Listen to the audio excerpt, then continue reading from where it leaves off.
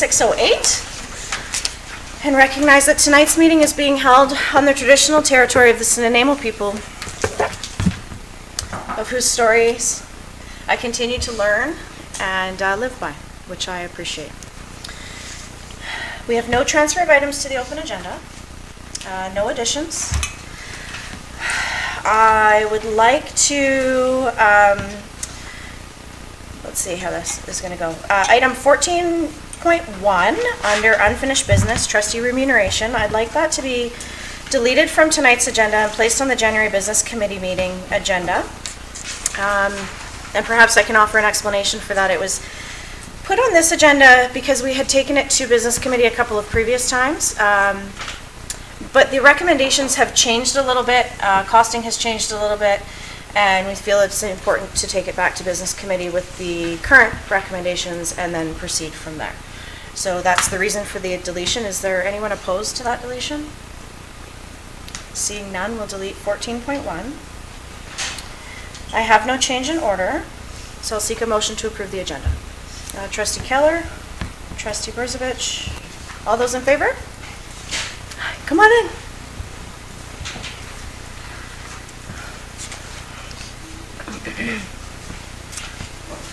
All right. Yeah. So I'd just like to acknowledge Councillor Reagan Seward. Reagan? Yeah, Seward from Snuneymuxw joining us this evening, and Jody, our guests, some of our presenters. And since we're acknowledging guests, Mr. Spear is going to be presenting this evening as well. And Carl, we don't want to leave you out, so welcome. Moving to approval of the minutes that the Board of Education of School District 68 adopt the minutes from the regular Board of Education meeting held November 27th, 2019. Moved by Trustee Barron, seconded by Trustee Keller. All those in favor? Great. Thank you. Moving to section 8, that the section 8.1, that the section 72.3 report from the special closed board meeting held on November 26, 2019 be received. Moved by Trustee O'Neill, seconded by Trustee Barron. All those in favor? Thank you. 8.2, that the section 72.3 report from the closed board meeting held on November 27th, 2019 be received. Moved by Trustee Berzovich, seconded by Trustee Wilkinson. All those in favor? Section 8.3, section 72.3 report from the special closed board meeting held on November 27th be received. Moved by Trustee Berzovich, seconded by Trustee Wilkinson. All in favor? Thank you. Okay. This will come as a big surprise to everyone, but December 20th is our last day of classes before winter vacation. Schools reopen on January 6th, and we move back into our regular meeting schedule with education on January 8th, business on January 15th, and then our regular board meeting January 29th. So this evening we have two presentations, our first of which I'll welcome up to the lectern podium. They tell me it's not a podium, but lectern. Jody Simkin and Reagan Seward. I said it right that time? Good. Welcome. It's nice to have you both here. Thank you.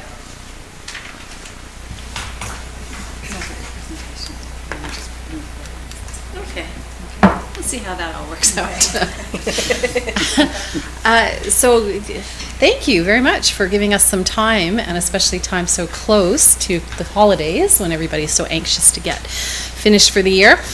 So my name is Jody Simpkin. I'm the Director for Tribal Journeys 2020, which is crazy. And while it is December, we were just saying in the car ride over, it comes so quickly after the holidays over.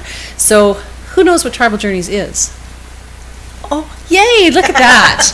Well, then this slide will be redundant. So essentially, just to ensure that we're all on the same page about what it is. So both Reagan and I belong to canoe families. I belong to the Clem canoe family, which is the Klahoose Nation canoe family. And so we pull from our shores on Cortez Island. And there's really two parts to Tribal Journeys. One is the journey that as canoers, as pullers, and members of our canoe family that we travel from our home shores or wherever our starting point is to the host nation. So sometimes that's lots of, like many, many weeks. Sometimes that's just a handful of days. And that's really, it's not that it's not open to the public, but those celebrations are not really designed for the public. They're really healing journeys for the members of the canoe family, opportunities for the canoe families to connect. Sometimes we have members that come from all over the place to be in our canoe. And so that's not really the public celebration. That's really what happens canoe family to canoe family as we head into those nations along the coastal corridor, so from Alaska to the tip of California. And we potlatch every night, we share our songs and our dances and our stories, and then we move on to the next nation. So along the route, we stop in a whole bunch of communities who host us, who feed us, who fill our cups up and make sure that we're good to go for our next journey. What happens here in Stanemu in July 27th is that all the canoes land here. So there'll be a handful of canoes that will come from the north down. Our most northern canoe this year is Bella Bella, and they'll start around the 11th of July, and then the canoes from the outside of the west coast of Vancouver Island start around the 10th of July. That's Hesquiat and Ahousaht, make their way down. All the canoes from Washington head up around the same time, and there's a handful of canoes that come from Oregon and a handful that come from California. There's a canoe from Hawaii that is starting in Macau this year. You'd yell when you're ready to hop in. So more than 30 nations will host the canoes as they come, and this is a huge opportunity also for the City of Nanaimo. In 2017, where I was the director for Standing Together Tribal Journeys, there were 24 international media outlets. So this is really an opportunity for the host city to really stand behind, and we're delighted that we partner with not just the school board, but the Nanaimo Hospitality Association, VIU, the city, the regional district, the Port Authority, Vancouver Island Tourism, and UVic. No. Oh, and who did I miss? RCMP. RCMP. There you go, and the Harbor Patrol. There's a whole bunch of community partners. So that sort of gives you an idea of all those lines are just people arriving. So there are roughly 45 Canadian nations that participate. These are nations that all have canoes affiliated with them, so mostly along the west coast of Vancouver Island and the outside of Vancouver Island as well. The point is where everything happens. This is a terrible slide. This is where everything happens on the 27th. So the canoes start to arrive around 1 o'clock in the afternoon. It's open to the public. And then, of course, everybody who is watching the canoes arrive, we host them for dinner. So we host a feast that will have somewhere between 8,000 and 10,000 people. So all that stuff. So there's no driving into the village. There's lots of shuttles, which you guys are providing, which is awesome. And it's just a hubbub of activity. It goes on. So the soft landing for the canoes is, say, Sitchin Island, Newcastle Island, and the canoes stop there. They replenish, and then they get called in. And when we talk about them being called in, they come one by one, and they ask for permission, formal permission to come ashore. There's lots of ceremony around that. There'll be canoes with folks in regalia. It's a very formal protocol that happens, and then the canoes come ashore. So we're expecting between 95 and 110 canoes, which is about 2,500 people on the water. Fast facts. There's 10,000 people we expect to be watching the canoes come in. We will serve between July 27th and August 1st when we end just over 65,000 meals, so lots of food involved. That's 1,200 gallons of coffee, 7,000 pounds of salmon, 5,000 pounds of halibut, 57,000 water bottles, and that's after we've provided potable water and disposable water bottles, like those plastic water bottles, reusables. It's still 57,000 bottles of water we go through. There'll be about 8,000 people that will camp each night, and we feed breakfast, lunch, dinner, and the 10 o'clock snack. And we do all sorts of things, which will start in January with great enthusiasm, including the preparation of 10,000 giveaway gifts. So as the host nation, we will ensure that everybody who has come and has potlatched with us and shared with us, that we return the favor. And the green team will help us produce a very environmentally sound event. It's difficult with that many people to make sure that we do everything we can, so we try our hardest. We'll still see 9,000 pounds of cardboard that needs to be recycled, 5,000 plastic water bottles, and just over 300 pounds of aluminum cans. So lots of stuff. So Travel Journeys is actually run, the nation is hosting, so NAMA is hosting Travel Journeys, but we do have a separate committee that oversees this. Reagan is the chair, Amy Matson is chair. There's some community members, some council, and then we have a team that falls underneath that, which I lead. And we need 400 volunteers for this as well, so in addition to paid staff, there's lots of volunteer recruitment going on right now. And there's some paid positions as well. So if you know anybody who wants to volunteer, and I think we did speak to one of the schools, Barsby, and they are, I say that like with is that the right name? Yeah. And so Emmy and I went and spoke with them, and we're going to work towards allowing some of the kids to work their hours off through Tribal Journeys, which is fantastic. And we're actually working right now to see if we can't do a super host program that will be hosted by the band and get kids some training, some hospitality training that they can then use for jobs, and then they can come and do some work on Travel Journeys with us. So Travel Journeys at its very heart is very simple. It's cultural recovery, it's healing, and it's reconciliation. And we really adhere to those basic principles. It's not more complicated than that. The event is open to the public. There are lots of opportunities for cross-cultural exchange. Lots happens in the big house. So on the 27th, the canoes arrive down at the point. After the formal landing has been done, everyone heads to the big house, which is where protocol happens. And our protocol will start at 9 in the morning every morning and go until 2 in the morning until we get through all the canoes. On the first night, after the feast, we'll start with the canoes that have children in care or youth in care. We allow those folks to come to the floor first, and then after the welcome, there's a big welcome. And then we end on the August 1st day in the middle of the night by dancing our talking stick, the Tribal Journeys talking stick, which we have right now, and actually it's the Port Authority right now.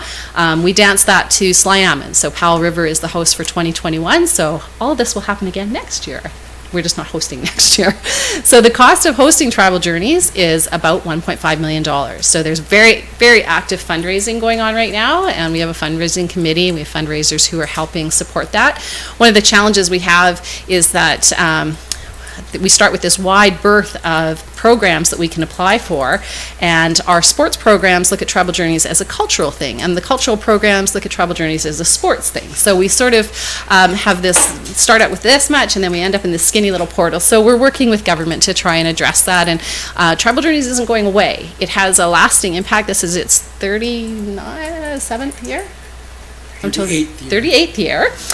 So it's not going away. And if you talk to people who have participated in the journey, it's life changing. It's a game changer when you're out on the water and you have a reliance on people sometimes that you don't know or you're just getting to know. It's a very impactful journey. And so we're excited to see that government is actually looking at this with a more serious lens and with a longer sort of idea that it's going to continue for many years. The good news is that there is an economic benefit to hosting. So in 2016, the City of Campbell River installed the hospitality tax, which is the 3% tax. Travel Journeys was hosted that year, and they anticipated they would see revenue of about $250,000 in the first year. And along with having the highest occupancy rate in the province for July and August, they realized $403,000. So very nice, tidy sum that goes towards marketing of the region. Do you have anything you'd like to add? No. I'll swap you places. That's it. Does anybody have any questions? Do you have any questions?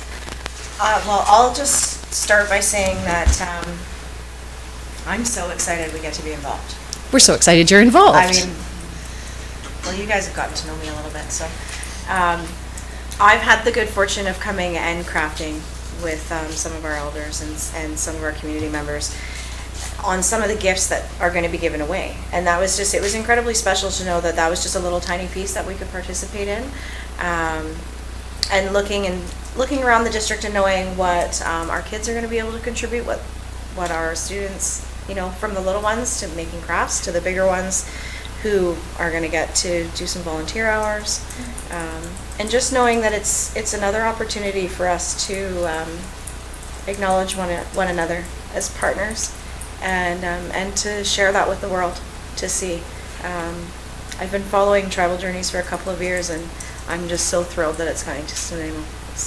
I'm really thrilled to see that for the nation. So. It's pretty exciting. It's pretty daunting at some point where you go 65,000 meals. Oh my God!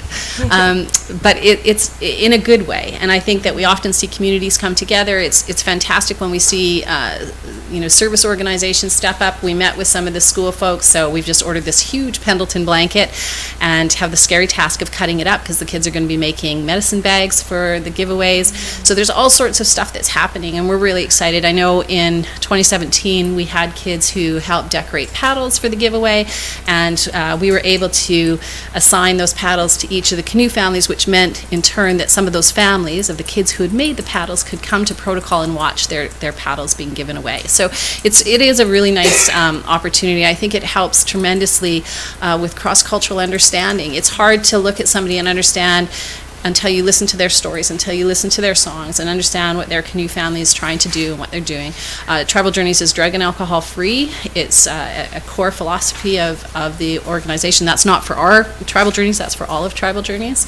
And it's fantastic when we see the RCMP involved, we see the fire department, we see ambulance, all of the things that sometimes can be scary to kids and youth who are having a different interaction with them, to see them participate in a really positive way. And the same goes with the school. Not all of our experiences are positive, so this is a great step in helping build those relationships and tear down some of the differences that lie in between our communities. Another question, I only have one more. You guys have any questions? But perhaps it might be good to share around the protocols at the big house. One of the things that I was most excited to hear is that it's open to everyone to come and witness. Yeah, it is definitely open, and it goes so as I said, 9 a.m. to 2 in the morning. The 2 in the morning we'll stick to for the first couple days, but undoubtedly so we have a finite amount of time. We have to be finished by the morning of the 1st of August, like going into the 2nd of August. But protocol, if you haven't been, is where each canoe family is called to the floor. We provide time on the big house floor for them to share their songs and dances and their stories, and then do their giveaway. And so for some nations, so for Clahoose, for Tla'aquelam Canoe family, we only have a handful of songs. So we're up there, we join actually with our sister nations, with Slayama and Homolko, and we were up there for maybe 2 hours. But there are nations like Howzit, They can go for 4. yeah, 4 or 5 hours, and sometimes a little longer than that. And so it's really an opportunity to, especially if you're following a particular canoe family, if you want to see canoes from the west coast of Vancouver Island, or you want to see them from the inside of Vancouver Island, following those canoes, they all go in order. We call them in order, except for the kids in care canoes. And so it really gives you a chance to sit in the big house and be part of that experience. And it's so powerful. It's so powerful for the canoe families, and it's really a powerful, moving experience for the participants and the people who just come to watch. Thank you for that invitation. Oh, yeah. It's a beautiful opportunity for us. So appreciate that. Is there any other questions?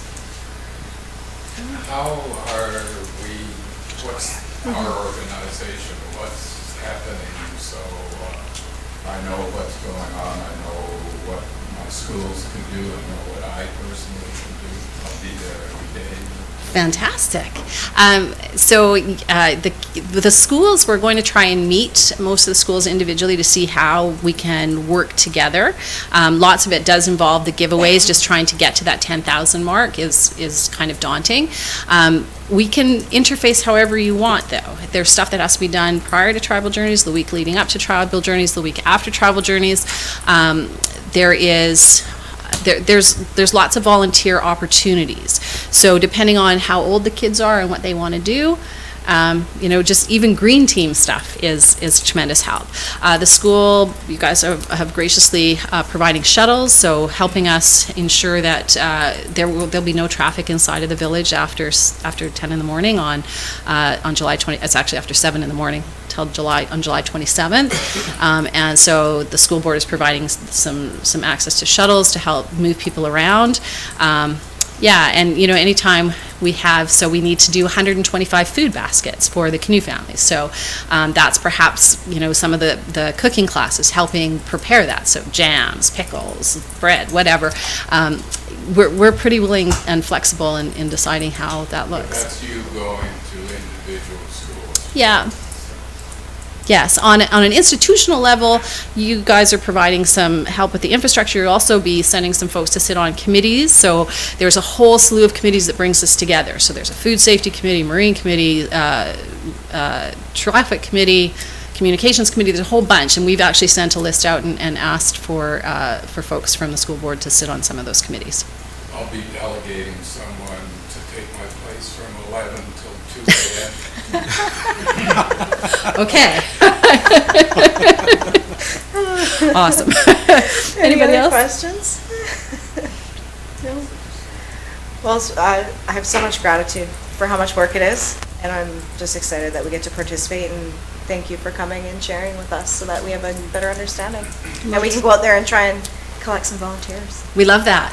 It's a great team building thing. We have often companies that take over one whole sandwich making line for an afternoon, and organizations like Rotary who step up and do breakfast, and anybody's hands can be put into Tribal Journeys, and we're really excited when we see people from outside of the community, the host nation community, actually take the initiative and come and volunteer. So don't be shy. You can call me or my whole team's emails are on the website, powdassistinthenameof.com, and we're available. So if you need us to come and talk and present at schools, we're happy to do that as well.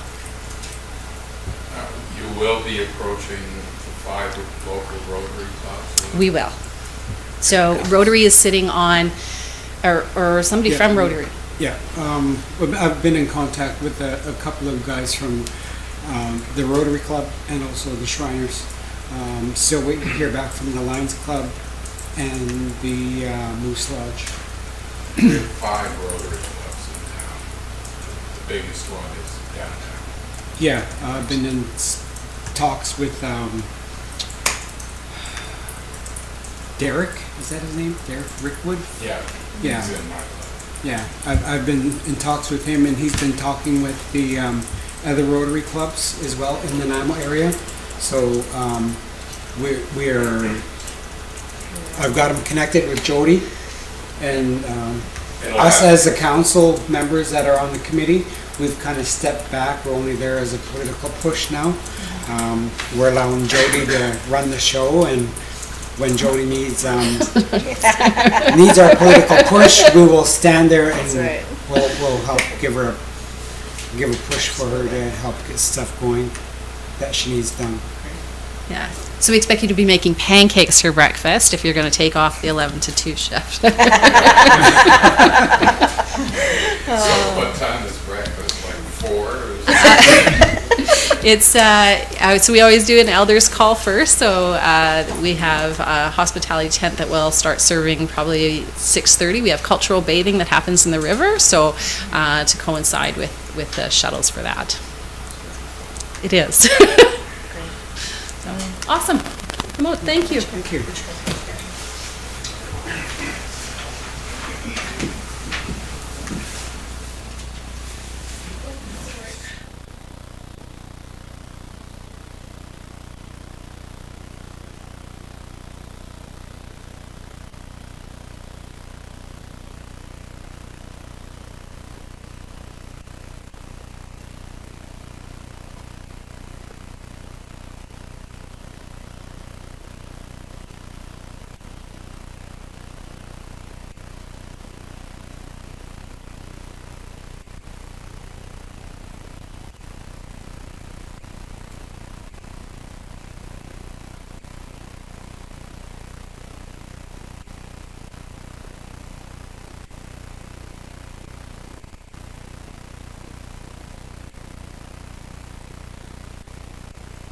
All right, so moving on to 10.2, we'll welcome QP President Rob Spear to the lectern. We're just following somewhat in the same theme, as it would seem to be. In October, I guess on Pro D Day, we had the great pleasure of having David Bouchard come and speak to I would say probably about 100 to 200 QP support workers on a journey of reconciliation and stuff. And he promoted his books, and we thought as an organization it would be a good thing to purchase some of his books and turn it over to the school district as a resource. So on behalf of QP Local 606, I got a box of books here that I'd like to put into the Aboriginal Education Resource, as they would say, as a donation to follow the dreams, work through reconciliation, and build a better road and a bridge to, as we would say, a journey to learn from what we did wrong in the past. So, yeah, for QP, present these books to whoever wants to take them, and I'd probably be the superintendent over there, because maybe the chair always gets the leg up. I'll present it to the chair. Of course it is. It's chair of the education. Hold one of the books up. Otherwise, the city. Get the box down. Well, paper in there, but.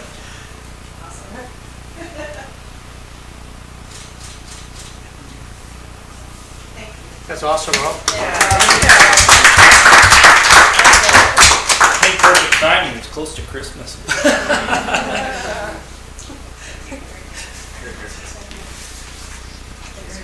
That was a really great day, as you know, Rob, with David Bouchard, and we'll be having him back on an occasion or two. He was profoundly influential to anyone who saw him, so thank you for that.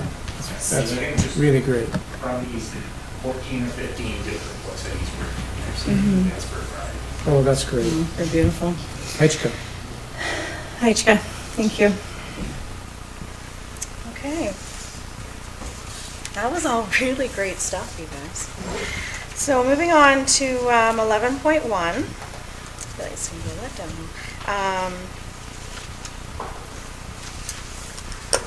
NDTA NOPS strategic plan.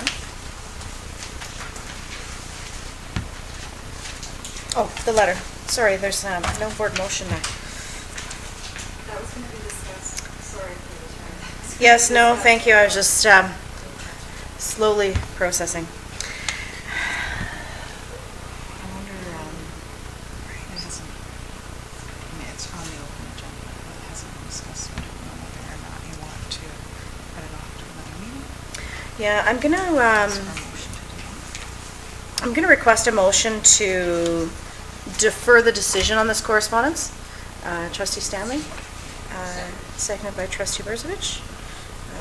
Defer to future agenda. All those in favor? Thank you. 11.2. NDSS Saga Group.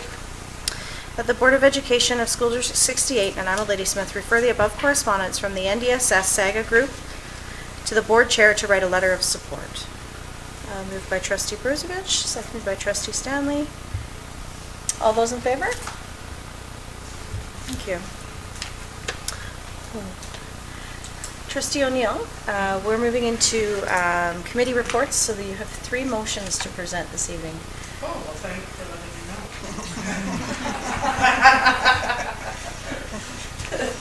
And so, first timer alert. Just read them out. Just read the first one, and then we'll have it seconded. And thank you. Thank you, Chair. The first motion to move that the Board of Education School District number 68 and Nanaimo Ladysmith approve the school district statement of financial information, SOFI report, as presented for the year ending June 30th, 2019. Seconded by Trustee Keller. Is there any discussion on that motion? Seeing none, I'll call the question. All those in favor? Thank you. Before I do the next one, it is on? Okay, good. That the Board of Education of School District number 68, Nanaimo Ladysmith, immediately strike an advisory ad hoc local school calendar committee with appropriate representation, and that the local school calendar committee develop and recommend a local school calendar to the Education Committee and the Board of Education. Seconded by trustee Barron. Any discussion? Seeing none, I'll call the question. All those in favor? Thank you. That the Board of Education and School District Number 68, and I'm a Ladysmith, ask staff to provide information on the feasibility of conducting an accessibility audit of facilities. Seconded by trustee Brzovic.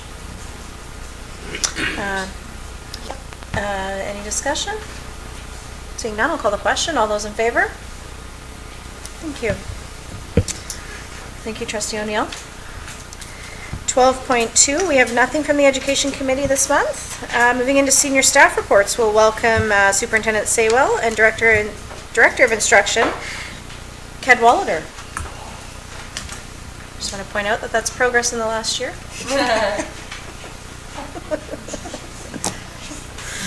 It's almost Christmas, I need a break.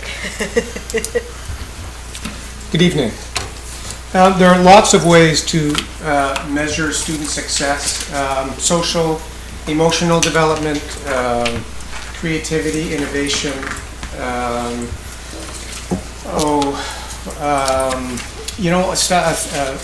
democracy, grit, character, resiliency, and also academic achievement. So this evening, Mr. Cadwallader and I are going to talk about academic achievement.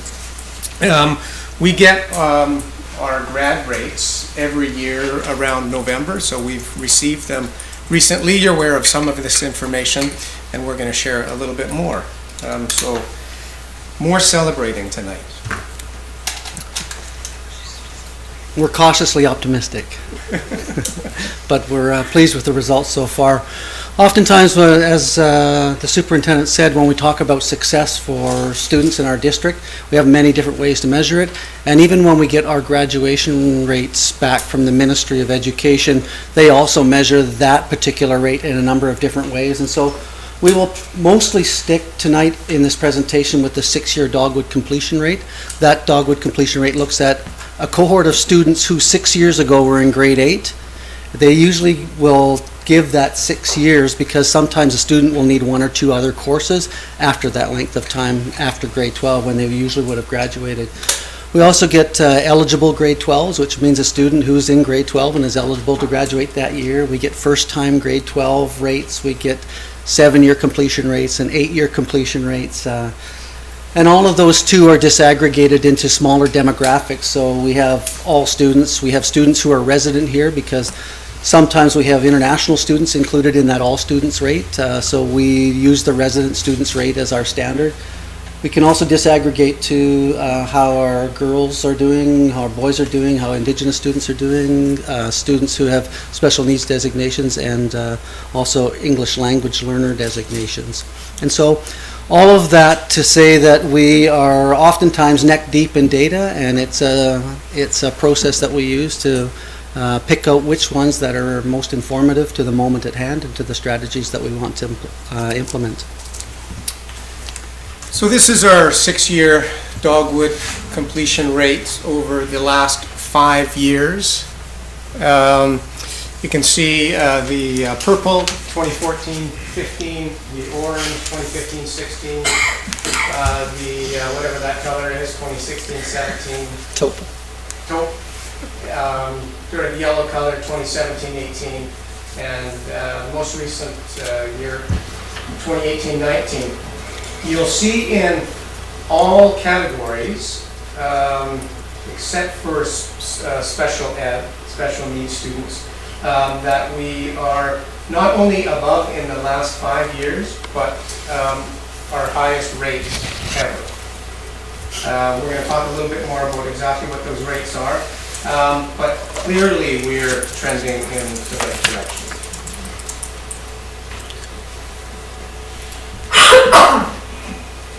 Okay, this particular slide is a comparison of the districts on Vancouver Island over the last year. We use comparisons not to shout and cheer or shame ourselves when we're not where we think we should be in relation to our colleagues. But I wanted to put this slide up to talk to you a little bit about the use of comparisons. So The Ministry of Education views the province in different regions. So we have a Vancouver Island region, a Coast Metro region, Fraser Valley region, Okanagan region. And so on Vancouver Island, we also work very closely with our colleagues across the island in Aboriginal education, in numeracy, Superintendents Association. So we have a variety of tables that we get to sit at with each other. Nanaimo School District here in this room, we host the Vancouver Island Circle, so all of the Aboriginal education leads meet here monthly with me, and we go over this data. And we say what's working in our districts and what are we challenged with in our districts and what are the strategies that we're trying to employ as a region, but also what are we doing in a district, and try to share those ideas. So lots of collaboration across the district too. And also I get to quickly send emails to our colleagues in Comox Valley when they do amazing things and congratulate them on the work that they've done over the last number of years. So. This is just our 6-year dogwood completion rate again, a change over time, a little bit closer. We put this slide up because this is essentially what everyone looks to, right, as our largest measure of success, right? Everyone's looking to see how we did on the 6-year dogwood completion rate.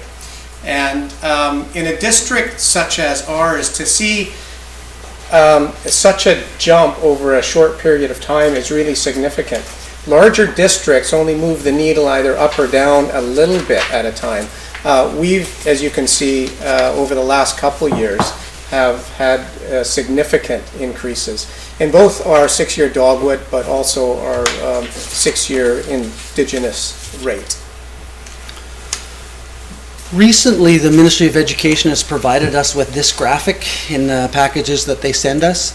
They're looking to rank some school districts year over year. This particular one looks at data showing how our district results compare with each other districts across the province and with our own results over time. You can see that they red, yellow, and green it too, so it's easy to see whether you're a red, yellow, or green district through the lens of the ministry. And those will change quite a bit. I'll also reiterate the superintendent's caution on that. When we're working with low numbers, you'll see jumps. And so Qualicum School District, our neighbor to the north, has small numbers of students there. So they will vacillate quite greatly from year to year, and so they'll move in different ways. Where larger districts like us tend to, there's less vacillation in there just because we have higher numbers within each of those cohorts. So you'll notice on this chart that Nanaimo Ladysmith, our year-over-year difference is 6.7%, but we're also the largest district in that group. You'll see some of the smaller districts, as Mr. Cadwallader says, can quite jump, make significant jumps based on small population. Yeah, Niska School District will have less students in it than John Barsby.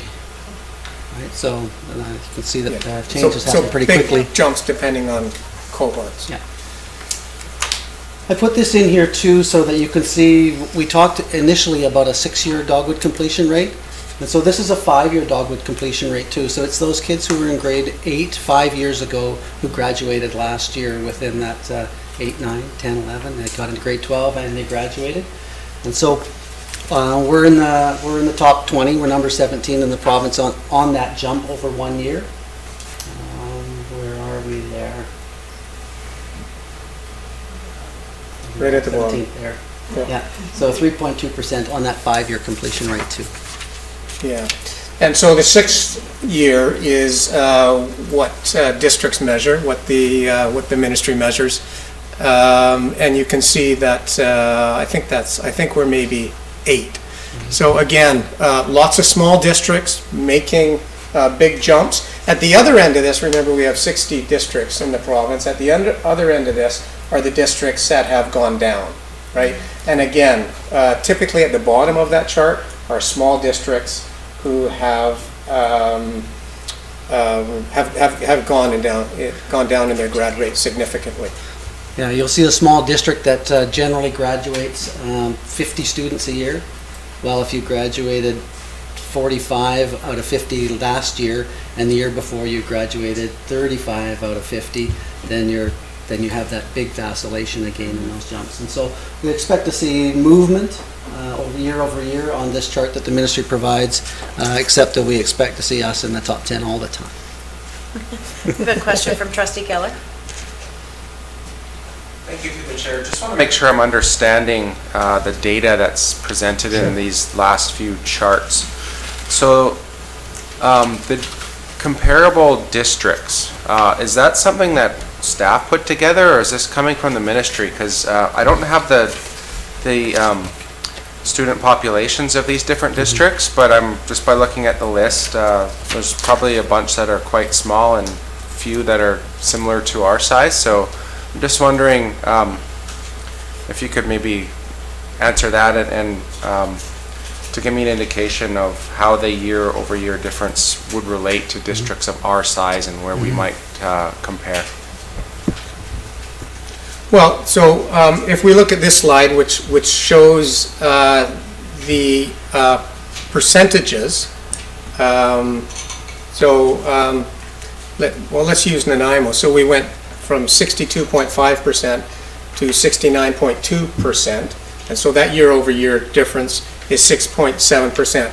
What we didn't put on there are the student populations in those districts, which is why we mentioned and that small districts with small student numbers can vary greatly over time, right, from year to year, given the small numbers. So these aren't districts that are associated with each other of a similar size. What they are is just a mathematical chart that shows the spread between 2017-18 and 2018-19 and the gap between those two. And so over that, where this chart looks at Paul River, they will have less students, but you can see that they jumped 44%. So you can probably guess that they have a very small number of students. So it's just in ranked order of the size of the increase between those 2 years. The districts are not associated in any way other than that. Yeah, so we just took this right from the ministry. Yeah. And again, we just took the top ones where we were. There are 60 districts that are ranked. Now, what's important, of course, is that we're trending in the right direction.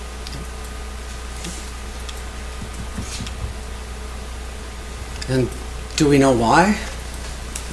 So we thought, okay, that would be one of the questions, right?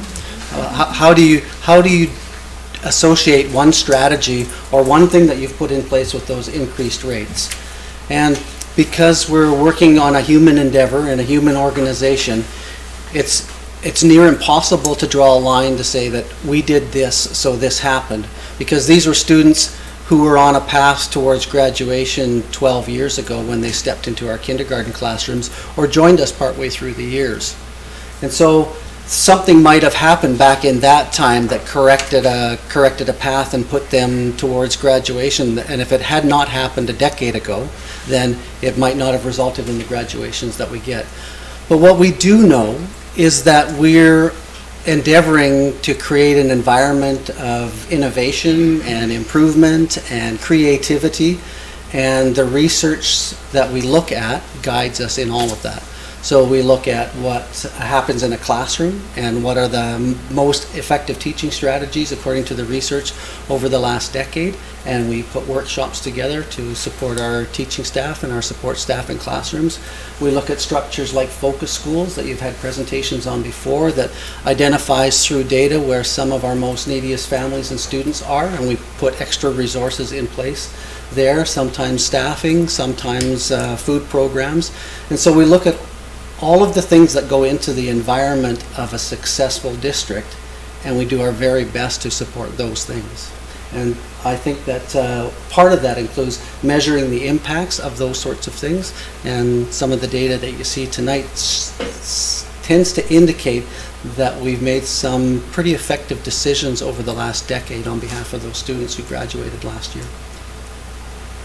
Trustee Brisbane? Thank you. Going back to that slide, actually, as exactly that bullet that you mentioned, the fourth one on measuring impacts, is that qualitative measurements or quantitative or both? We could have put up our student learning survey data too, which is quantitative and qualitative both. Because one of the things that I've found over the years is the voice of our students are pretty honest about what's going on in our classrooms and in our schools. And we do that as part of our learning services team. Look at our student learning survey data to see whether we are moving in the right direction, whether there's some things that we should focus on. In fact, one of the presentations that you've heard earlier about vaping came out of those student learning survey data. We've just put that on. So I would say both, to answer your question, qualitative and quantitative. Yeah, we've shared some of that student learning data, survey data with you in the past. January to April is when it comes out, so the next set will be a little ways away. And you'll see some of the student presentations that'll come in and class or school presentations that come in through January through April too, in each of the 4 goal areas that we've set. Trustee Stanley? So through the chair, back to the number slide. I must have been looking at the numbers and not listening well. I want to make sure if we go up to the one, the change data. So the ranked year-over-year differences. These ones, yeah. The 6 year. Either one's fine. Okay. I want to make sure that I understand the slide. Were you saying that these were school districts that were comparable, or is this the list of the top school districts that have positive change? These are the top. That's what I So thought. top ranked. Again, there are, what do we have there? 15, so there are 45 districts underneath there. Yeah. So we're sort of top of the charts. We're doing well. And I mentioned that we've jumped quite a bit, and we're a large school district. So that's significant. So we're doing something right. Yeah. Any other questions? Trustee Barron? Thank you. Are you going to tell us about the last picture? On the last slide? On that last slide, that's Stililo, Departure Bay. And some of the things that are going on across the district are around significant cultural places and environmental sustainability and land-based learning.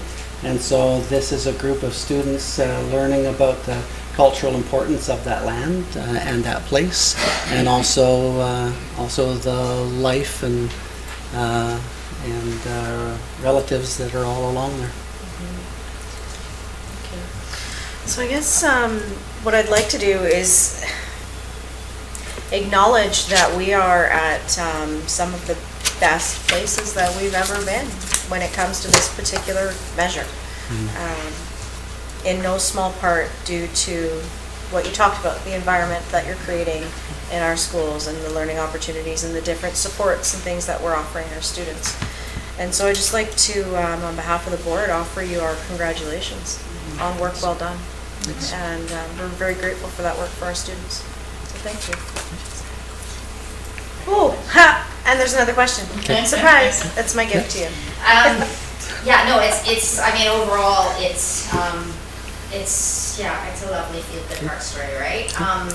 So everything that Chairman Kay just said. However, the one that stands out would be the special needs students. And so I'm wondering if you have any thoughts about when we have, generally across the board improvement, which indicates we're doing well in a number of areas. Any idea about why that particular group didn't show that change as well, or? Can you speak to that? Yeah. Go ahead. We had asked that question of ourselves when we were looking at the data too. And so one of the benefits of having this at our fingertips is so we can ask questions like that and then sit down with our learning services team and say, okay, here's what it's telling us. Here's some questions that are going to drive us next. And so exactly that question we'll just fold into our general processes and say, here's what we see. What are some things that we think about that? What are some strategies that we can put in place? What do we already have in place? Is the data truly showing us what's happening in schools? Can we expect that if I look back over 5 years, has there been a significant change there? If I'm looking forward, because I can do that now with the data sets that the ministry sends us, we can look for future cohorts and see how we might expect them to do as they move along. So that's what it's useful for, is just to drive that back to the system and say, okay, what are we going to do about this? We've sparked more thoughts. Trustee Barron? Thank you, through the chair. Could you clarify, just to follow Trustee Stanley's question, I can't remember on that slide there, was there a trend of the number of special needs students graduating going down, or what does that look like over a period of time? We're essentially the same as last year, but we're up from the last few years. Over the last 5 years, we're on a steady improvement. Yeah, but I think the question is really about that we've jumped so significantly in other areas. What's happening with these students, and I really love Ted's answer, because that's what we do. That gives us fodder to talk about what's happening here. And to Ted's earlier point, it's really, when you're dealing with humans, unable to manipulate variables, right? To have an independent variable and a dependent variable, so you can isolate things and figure out what's working. We do our best work around what the research says. Lots of John Hattie's work. And what we do know works is building teacher capacity, right? So teacher expertise is the key. So Ted and I aren't responsible for the numbers, right? Or Mr. Davey. We're responsible for the people who are responsible for the numbers. So what it suggests to me is teachers in classrooms are doing really great work. And Learning Services is supporting that work really, really well. And so, next year when we don't jump as much, we'll have that conversation as well, if we don't. Trustee Robinson? The superintendent and I had a mind-to-mind, heart-to-heart communication. That's what I wanted to point out. We wouldn't be making this growth consistently if it weren't for strong leadership on behalf of our senior management and all other levels of management. But it definitely wouldn't be happening if our teachers weren't willing enthusiastically to work with changes in curriculum and evaluation and a whole lot of other stuff that's being thrown at them. It has to be the toughest job around and most underappreciated. And we've got an incredible teaching staff, and as you pointed out, we wouldn't be making this growth without them. So. Thank you. And great support staff as well. Yeah. Hechka. All right. So we have no unfinished business, no new business. Attached to the agenda, there are 2 points of information: vandalism report and board motions report. Ms. Matthews, do we have any questions this evening? I move that we adjourn. Trustee Stanley and Trustee Brzovic. All those in favor? And we will be moving